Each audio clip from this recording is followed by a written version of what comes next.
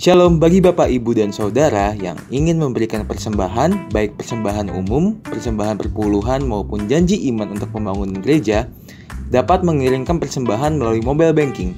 Harap mengisi keterangan pada kolom keterangan.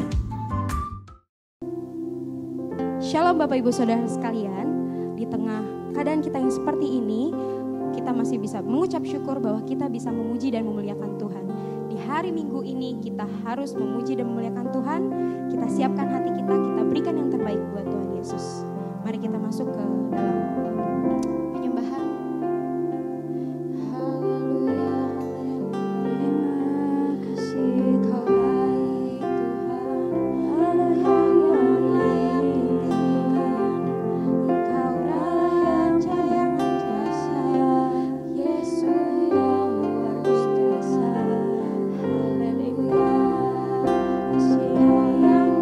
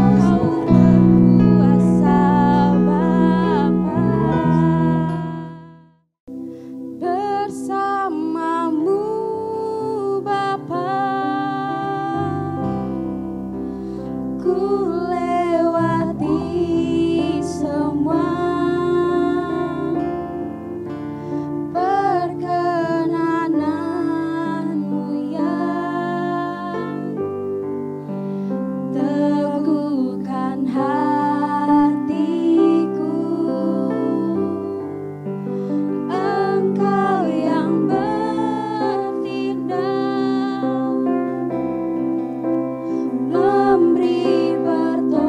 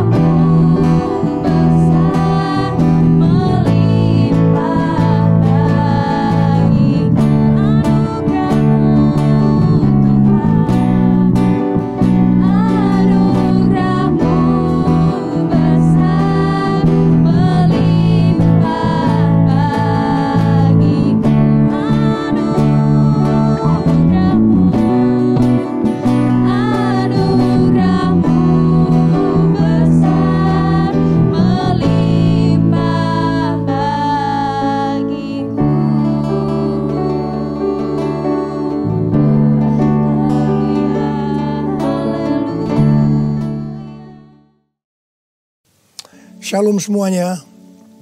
Alkitab berkata bahwa Kristus telah mati karena dosa-dosa kita.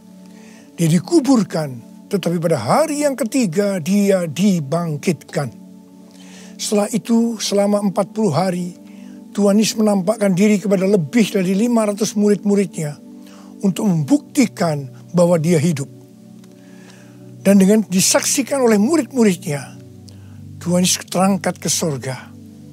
Pesan terakhir Tuhan Yesus kepada murid-muridnya seperti yang tertulis dalam Kisah Para Rasul 1 ayat 8. Tetapi kamu akan menerima kuasa kalau Roh Kudus turun ke atas kamu, dan kamu akan menjadi saksiku di Yerusalem dan di seluruh Yudea dan Samaria dan sampai ke ujung bumi. Kalau saudara adalah murid Tuhan Yesus, berarti pesan ini juga buat saudara dan saya. Setelah Tuhan terangkat ke sorga, 120 murid-murid berkumpul di kamar loteng di Yerusalem. Mereka melakukan ini karena Tuhan Yesus memerintahkan agar mereka jangan pergi dari kota Yerusalem sebelum diperlengkapi dengan kuasa dari tempat tinggi. Apa yang mereka lakukan? Mereka semua bertekun dengan sehati dalam doa bersama-sama. Artinya mereka berdoa, memuji dan menyembah Tuhan dalam unity siang dan malam. Ini adalah prinsip restorasi Pondok Daud. Setelah 10 hari mereka melakukan itu, pada hari raya Pentakosta, tiba-tiba terdengarlah seperti tiupan angin keras di ruangan itu. Kemudian tampaklah lidah-lidah seperti nyala api, bertebaran dan hinggap kepada mereka masing-masing. Dan mereka dipenuhi dengan Roh Kudus, dengan tanda awal berbahasa roh. Setelah itu mereka dipakai oleh Tuhan untuk menjadi saksinya. Mereka melakukan amanat agung Tuhan Yesus. Peristiwa pencurahan Roh Kudus ini kita sebut sebagai Pentakosta yang pertama. Ku mau hidup seturut kehendak Tuhan. Ku mau memberi semua yang ku dapat berikan. Ku mau cinta Dia lebih dari semua. Ku tak dapat membalas kasih-Nya. Ku mau hidup seturut kehendak Tuhan. Ku mau memberi semua yang ku dapat berikan. Ku mau cinta Dia lebih dari semua. Ku tak dapat membalas kasih-Nya. Ku tak dapat membalas kasih-Nya. Ketika Tuhan Yesus ditanya oleh murid-muridnya mengenai tanda kedatangan Tuhan Yesus kembali dan tanda kesudahan dunia ini, salah satunya Tuhan Yesus menjawab dari Matius 24 ayat 14. Dan Injil kerajaan ini akan diberitakan di seluruh dunia, menjadi kesaksian bagi semua bangsa. Dan sesudah itu barulah tiba kesudahannya. Jadi Tuhan Yesus akan datang kembali setelah Injil kerajaan diberitakan di seluruh dunia, menjadi kesaksian bagi semua bangsa. Tuhan Yesus pasti datang kembali. Karena itu Tuhan Yesus memberikan tugas kepada kita, murid-muridnya, untuk menjadi saksi. Yaitu pergi dan menjadikan semua bangsa itu murid Tuhan Yesus. Ini yang disebutkan dengan amanat agung Tuhan Yesus. Untuk melakukan amanat agung Tuhan Yesus tidak bisa dengan kekuatan sendiri, tetapi dengan kuasa yang diberikan Roh Kudus kepada kita. Kalau kita merindukan kedatangan Tuhan Yesus, seharusnya kita melakukan amanat agung dengan sungguh-sungguh. Ada berapa banyak yang merindukan kedatangan Tuhan Yesus? Sebelum Roh Kudus dan dalam Pentakosta pertama dicurahkan, murid-muridnya semua bertekun dengan sehati dalam doa bersama-sama. Hal ini juga dilakukan pada waktu menantikan pencurahan Roh Kudus di Azusa Street, Los Angeles, yang kita sebut sebagai Pentakosta kedua. Saya percaya ini juga berlaku untuk Pentakosta ketiga. Sebelum pencurahan Roh Kudus yang dahsyat dari Pentakosta ketiga, maka umat Tuhan semua harus bertekun dengan sehati dalam doa bersama-sama. Selama beberapa tahun terakhir, saya selalu bertanya kepada Tuhan, Tuhan, bagaimana untuk membuat umat Tuhan semua bertekun dengan sehati dalam doa bersama-sama. Tetapi yang luar biasa, hari-hari ini kita melihat bahwa dengan adanya pandemi COVID-19, Tuhan memaksa kita, umat Tuhan, agar kita semua bertekun dengan sehati dalam doa bersama-sama. Bagi saya, ini adalah tanda bahwa pencurahan Roh Kudus Pentakosta ketiga akan segera terjadi. Hal ini juga dinubuatkan oleh nabi-nabinya, seperti Cindy Jacob, Chuck Pierce, James Goll. Cindy Jacob bahkan bernubuat untuk gereja kita, bahwa akan makin banyak gereja-gereja yang akan ditanam, dan akan banyak muncul murid-murid Tuhan Yesus. Kemuliaan Tuhan akan turun di gereja-gereja ini, dan bahkan mereka, yaitu saudara akan diutus sampai ke ujung-ujung bumi. Sedangkan James Goll melihat bahwa orang-orang di Indonesia sedang catching the fire. Pada saat murid-murid Tuhan Yesus dipenuhi Roh Kudus, tanda awalnya adalah mereka berbahasa roh. Saya rindu agar saudara semua dibaptis Roh Kudus dengan tanda awal berbahasa roh, karena banyak manfaatnya. 1 Korintus 14 ayat 2 berkata, siapa yang berkata-kata dengan bahasa roh tidak berkata-kata kepada manusia, tetapi kepada Allah. Sebab tidak ada seorang pun yang mengerti bahasanya. Oleh roh ia mengucapkan hal-hal yang rahasia. Karena itu pada waktu kita berkata-kata dalam bahasa roh, kita merasakan hadirat Tuhan. Ada sukacita yang akan memenuhi kita. Seperti yang dikatakan dalam Mazmur 16 ayat 11. Di hadapanmu ada sukacita berlimpah-limpah.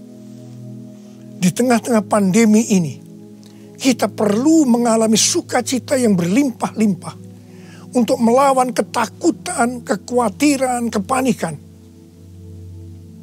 1 Korintus 14 ayat 4 berkata, siapa yang berkata-kata dengan bahasa roh, ia membangun dirinya sendiri. Artinya, manusia roh kita yang akan dibangun. 1 Korintus 14 ayat 14 dan 15 berkata, jika aku berdoa dengan bahasa roh, maka rohkulah yang berdoa, tetapi akal budiku tidak turut berdoa. Jadi, apakah yang harus kubuat? Aku akan berdoa dengan rohku, tetapi aku akan berdoa juga dengan akal budiku. Aku akan menyanyi dan memuji dengan rohku, tetapi aku akan bernyanyi dan memuji juga dengan akal budiku. Manusia itu terdiri dari roh, jiwa, dan tubuh. Semuanya itu harus bisa memuji Tuhan. Kita memuji Tuhan dengan tubuh kita, dengan cara bertepuk tangan, mengangkat tangan, melompat, menari, dan lain-lain. Dan kita memuji Tuhan dengan akal budi kita, jiwa kita, kalau kita menggunakan bahasa yang kita mengerti. Contoh bahasa Indonesia, bahasa Inggris, Mandarin, dan lain-lain. Dan roh kita akan berdoa, memuji, dan menyembah kalau kita berbahasa roh. Kalau kita berkata-kata dalam bahasa roh, kita akan bisa berdoa, memuji, dan menyembah lebih lama dibandingkan kalau kita menggunakan bahasa yang kita mengerti. Karena itu sekali lagi saya merindukan agar semua saudara bisa berbahasa roh. Katakan amin.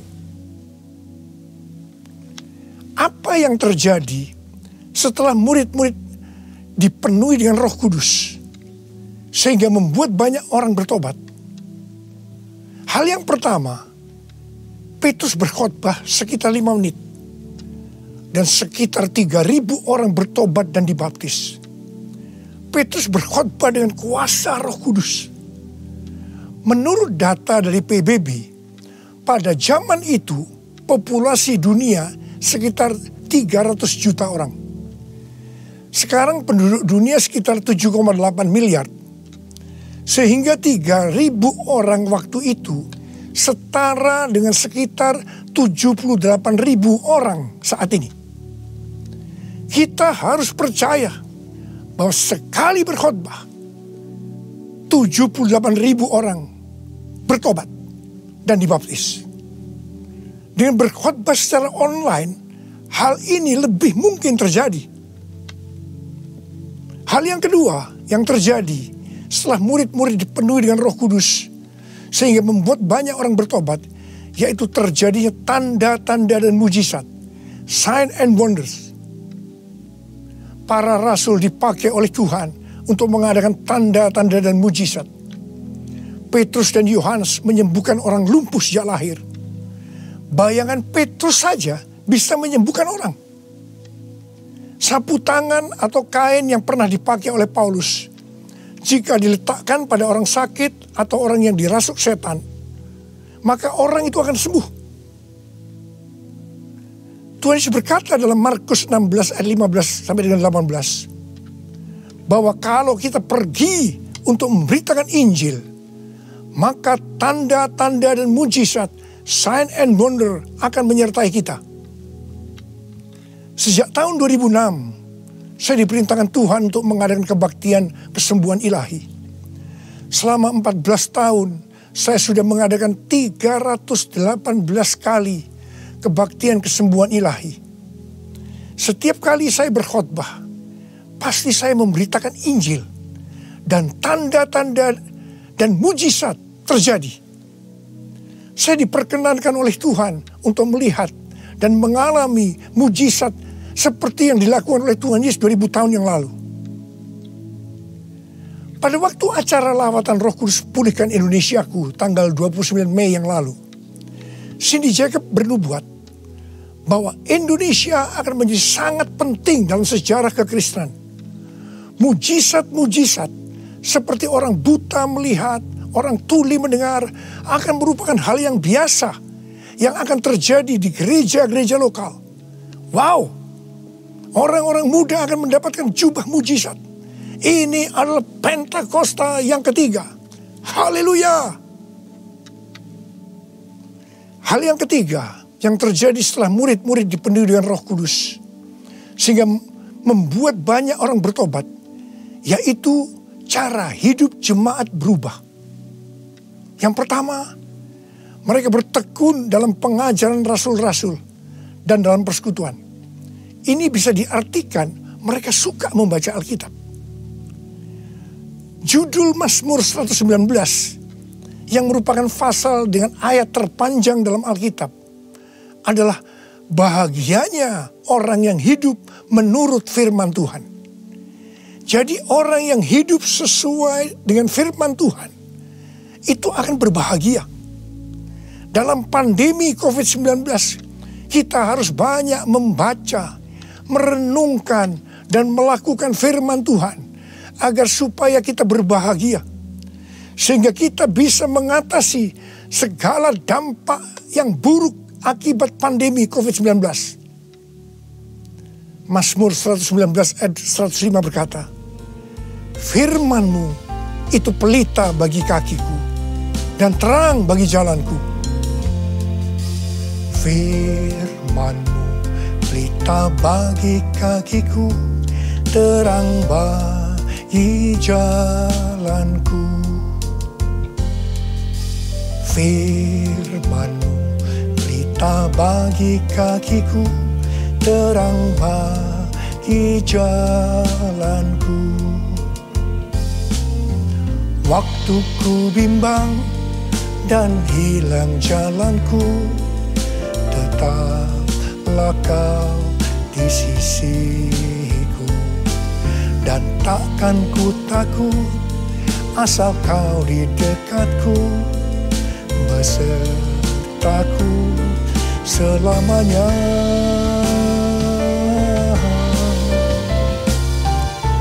Firman pelita bagi kakiku, terang bagi jalanku, terang bagi jalanku, terang bagi jalanku.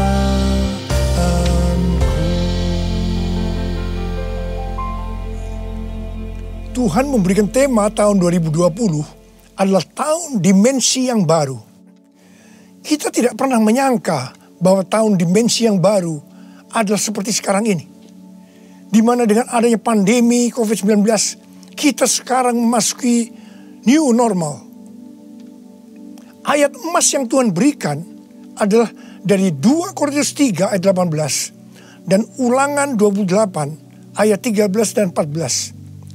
Melalui 2 ayat emas ini, Tuhan berkata bahwa kalau kita makin serupa dengan gambar Yesus, yang berarti kemuliaan Dia di dalam kita semakin besar, maka berkat secara jasmani yang akan kita terima akan semakin besar. Kita diberkati untuk menjadi berkat. Katakan amin. Engkau diangkat menjadi kepala dan bukan ekor. Engkau akan tetap naik dan bukan turun. Wow. Tanggal 1 Januari 2020, saya digerakkan oleh Roh Kudus untuk berkata bahwa memasuki tahun 2020 dalam bekerja mencari nafkah tidak bisa dengan cara yang lama, tetapi harus menuruti firman Tuhan, tuntunan Tuhan. Ternyata hal-hal ini yang sedang terjadi. Kita sedang memasuki resesi ekonomi secara global. Cara-cara yang lama dalam bekerja sudah tidak bisa dipakai lagi. Kita harus bekerja menurut tuntunan firman Tuhan. Kita harus peka terhadap suara Tuhan. Untuk itu kita harus menjadi serupa, makin menjadi serupa dengan gambarnya. Orang yang menjadi serupa dengan gambarnya itu adalah murid Tuhan Yesus. Dengan goncangan ekonomi global yang sedang terjadi saat ini, banyak dari generasi milenial dan generasi Z harus menghadapi kenyataan bahwa betapa rapuhnya budaya mereka dan kehidupan yang dibangun di atasnya. Padahal selama ini mereka begitu percaya diri dan bahkan sombong. Maaf, mereka merasa tidak perlu melibatkan Tuhan, tidak perlu bertanya kepada Tuhan dalam sebuah resep kesuksesan. Sekarang mereka akan tergoncang. Karena itu saya percaya bahwa melalui pandemi COVID-19 ini, banyak orang-orang muda yang bertobat dari cara-cara yang lama. Mereka kalau mau diberkati dalam seluruh yang dikerjakan, engkau harus menjadi murid sehingga peka terhadap tuntunan Tuhan.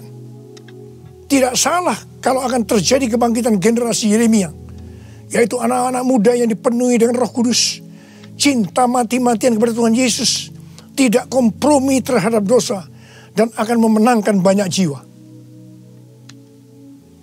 Hal yang kedua, cara hidup jemaat berubah. Mereka selalu berkumpul memecahkan roti dan berdoa. Ini bisa dikatakan bahwa mereka hidup dalam unity dan suka berdoa. Yang ketiga, cara hidup jemaat berubah. Mereka suka memberi. Suka memberi. Sehingga tidak ada yang berkekurangan. Dalam keadaan krisis ekonomi ini, kita diperintahkan oleh Tuhan untuk memberi dan menabur. Kisah Para Rasul 20 ayat 35b berkata, adalah lebih berbahagia memberi daripada menerima. Saudara harus saling memperhatikan mereka-mereka yang ada di kul-kul. Cara hidup jemaat berubah. Mereka selalu bergembira dan dengan tulus hati sambil memuji Allah.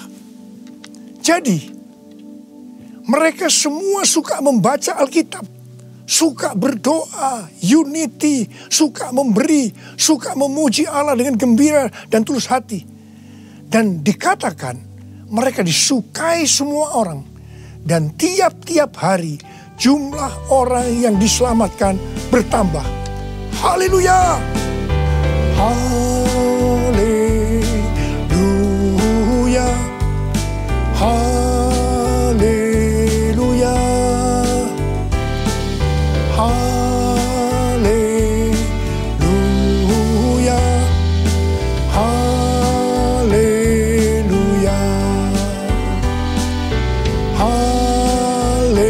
Haleluya! Haleluya! Kemudian, apa yang terjadi setelah itu? Goncangan terjadi. Aniaya yang hebat terjadi kepada orang-orang percaya di Yerusalem. Selain rasul-rasul, mereka semua harus lari ke seluruh daerah Yudea dan Samaria. Dan pada akhirnya ke ujung bumi. Mereka selama ini berada di zona nyaman di Yerusalem. Mereka biasa berkumpul dalam unity, membaca Alkitab, berdoa, dan memuji bersama-sama dengan sukacita. Suka memberi, sehingga tidak ada yang berkekurangan. Mereka berpikir menjadi orang Kristen hanya seperti itu. Mereka lupa bahwa mereka harus pergi menginjil. Caranya bagaimana? Aniaya diizinkan oleh Tuhan.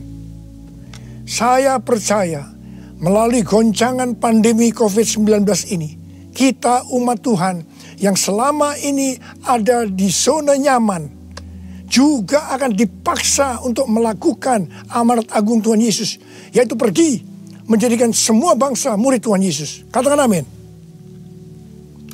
Selain goncangan, juga terjadi perubahan paradigma dalam pelayanan. Selama ini murid-murid Tuhan Yesus mempunyai pengertian bahwa yang memperoleh keselamatan hanya orang-orang Yahudi saja. Tetapi dengan adanya pertobatan dari Kornelius yang bukan orang Yahudi, dan Roh Kudus turun ke atas mereka dan mereka berbahasa roh. Dengan perdebatan yang cukup panjang, akhirnya lewat kesaksian Petrus, para rasul dan seluruh orang percaya di Yudea dapat menerima bahwa keselamatan bukan hanya untuk orang Yahudi saja, tetapi untuk semua bangsa, termasuk bangsa Indonesia. Katakan amin. Dengan adanya pandemi COVID-19, kita juga mengalami perubahan paradigma dalam pelayanan kita.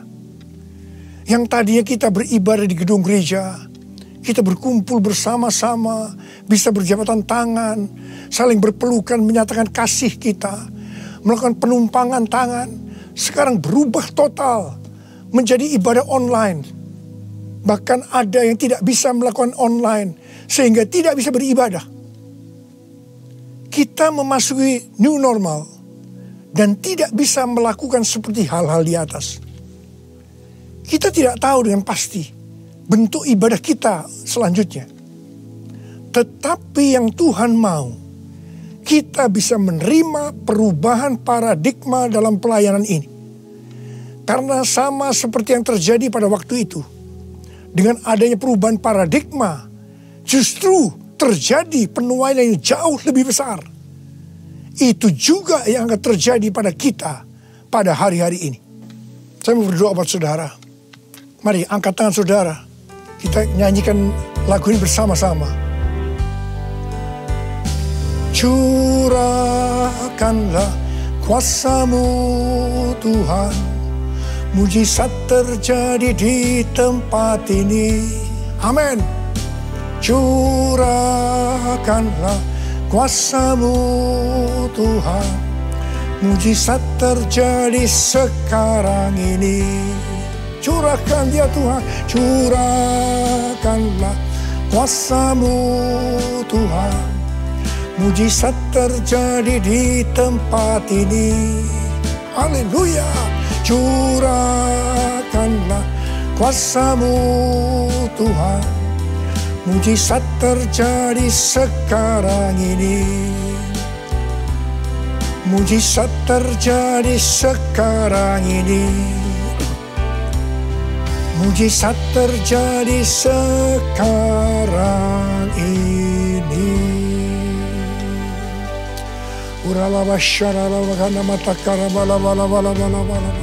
Mari kita berbahasa roh. Kita berbahasa roh saat ini.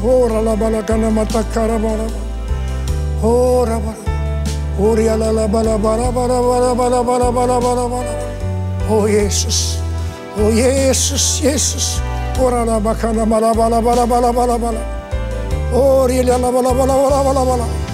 Mujizat terjadi di tempat ini sekarang ini. Jamah anak-anak-Mu ya Tuhan. Mereka yang sakit disembuhkan oleh Tuhan.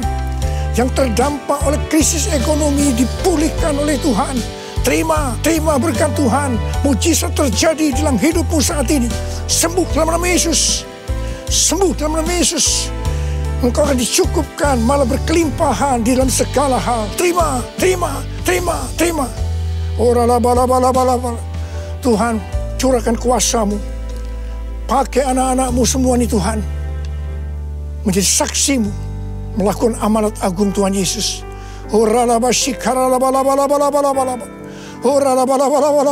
Tuhan, terima kasih. Perlindungan-Mu di masa pandemi ini buat anak-anak-Mu. Engkau mengasihi anak-anak-Mu semua. Kamu berdoa buat mereka. Kamu berdoa buat mereka. Kamu berdoa. Curahkan damai sejahtera-Mu pada mereka ya Tuhan. Terima kasih ya Bapak. Terima kasih Bapa. Dalam nama Yesus kami berdoa. Bersama-sama katakan amin. Mari saudara-saudara, kita akan masuk dalam perjamuan kudus. Kita akan mengingat ayat ini. Sebab setiap kali kamu makan roti ini dan minum cawan ini, kamu memberitakan kematian Tuhan sampai Ia datang. Perjamuan kudus adalah perjamuan Tuhan sendiri. Setiap kali kita masuk dalam perjamuan kudus, Tuhan selalu berkata, biarlah ini menjadi peringatan akan daku. Karena itu mari, arahkan hati saudara kepada kebaikan Tuhan. Kita akan mengingat kebaikan Tuhan. Mari, tundukkan kepala. Tuhan, siapakah kami ini sebelum kami mengenal Engkau? Kami semua orang berdosa. Upah dosa adalah maut, mati. Tapi Engkau yang tidak berdosa telah dijadikan dosa oleh karena kami. Engkau harus turun dari surga mulia, mati kami dengan penderitaan yang luar biasa. Sungguh betapa baiknya Engkau ya Tuhan. Engkau jadikan kami sebagai anak-anak-Mu. Engkau tuntun, Engkau bela, Engkau lindungi.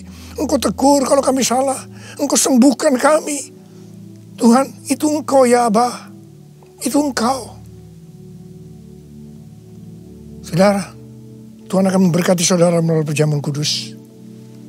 Tapi Tuhan mau kita makan dan minum dengan cara yang benar. Oleh karena itu sekarang masing-masing berdoa. Introspeksi. Lihat keadaan dirimu masing-masing. Jangan menyimpan dosa. Kalau saat ini Tuhan ingatkan ada dosa yang harus diselesaikan, langsung minta ampun. Katakan ampuni saya Tuhan. Ampuni saya Tuhan. Tuhan ampuni anak-anak-Mu Tuhan. Ampuni anak-anak-Mu ya Tuhan. Layakkan kami untuk masuk dalam perjamuan kudus hari ini. Betapa baiknya Engkau ya Tuhan di tengah-tengah pandemi ini. Engkau terus menyertai kami anak-anak-Mu. Terima kasih Bapa. Kami akan masuk dalam perjamuan kudus dengan hati yang penuh ucapan syukur. Dalam nama Yesus. Amin. Sekarang mari angkat roti di tangan kanan saudara tinggi-tinggi. Sebab apa yang telah kuteruskan kepadamu telah aku terima dari Tuhan. Yaitu bahwa Tuhan Yesus pada malam waktu Ia diserahkan mengambil roti. Dan sesudah itu Ia mengucap syukur atasnya. Dia memecah-mecahkannya dan berkata, inilah tubuhku yang diserahkan bagi kamu. Perbuatlah ini menjadi peringatan akan aku. Saudara yang kasih Tuhan, bukankah roti yang kita pecah-pecahkan ini adalah persekutuan kita dengan tubuh Kristus? Mari kita makan dalam nama Yesus.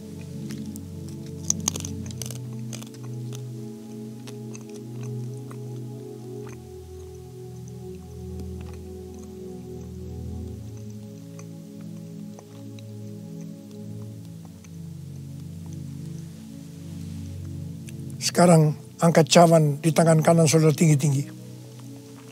Demikian juga ia mengambil cawan sesudah makan lalu berkata, cawan ini adalah perjanjian baru yang dimeteraikan oleh darahku. Perbuatlah ini setiap kali kamu meminumnya menjadi peringatan akan aku. Sudah dikasih Tuhan, bukan cawan pengucapan syukur. Yang atasnya kita ucapkan syukur adalah persekutuan kita dengan darah Yesus. Mari kita minum dalam nama Yesus.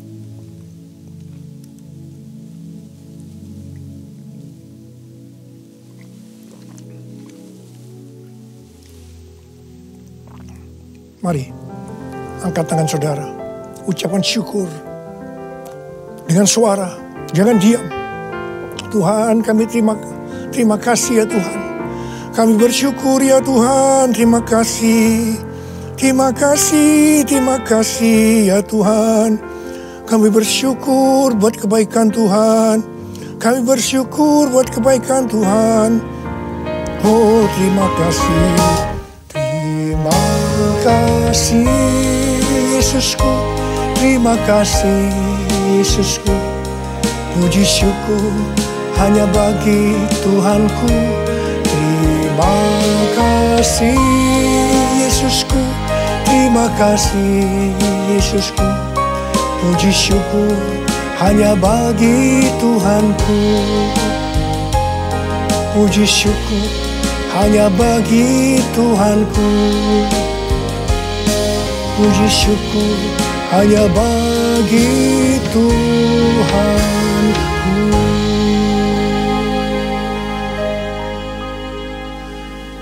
Angkat tangan saudara, terima berkat Tuhan. Pulanglah dengan berkat Tuhan. Kasih karunia yang berlimpah-limpah daripada Allah Bapa dalam anak yang tunggal Yesus Kristus. Persekutuan yang manis dengan Roh Kudus menyertai saudara sekalian mulai hari ini sampai Tuhan datang menjemput kita di awan-awan dan bahkan sampai selama-lamanya. Yang percaya bersama-sama katakan amin.